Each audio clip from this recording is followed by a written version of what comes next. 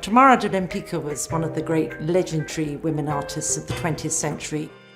A painting of this importance comes only very rarely to auction. We've seen a huge rise in interest in works by Tamara de Lempicka.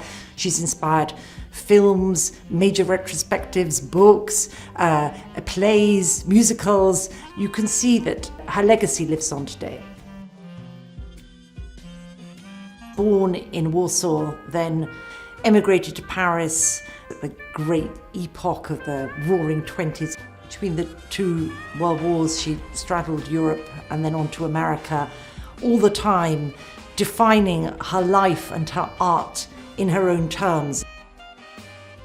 This is an incredible painting, La Belle Rafaëla. It's one of Lempicka's masterpieces, arguably one of the masterpieces of the 20th century in terms of a painting by a woman, of a woman.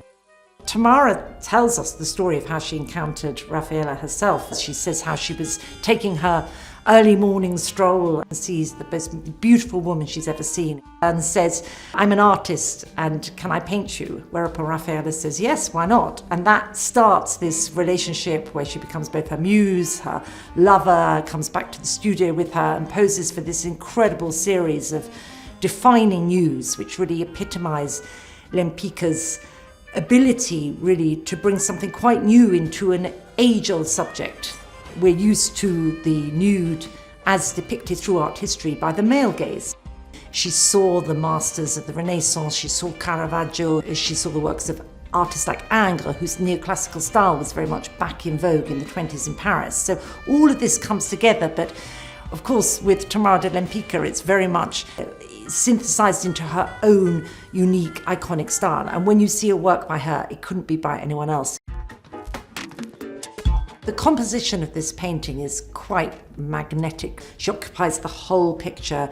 You've got this wonderful splash of vermilion red of the cloth draped around her thighs and just sort of lifted up to touch her breast. And then the red of her lipstick, it's incredibly erotic. The body has power and strength and sensuality. And above all, what comes across is her sense of carving her own way, her freedom, her unabashed openness with her sexuality, with her subject matter, which is both rooted in art history but totally individual.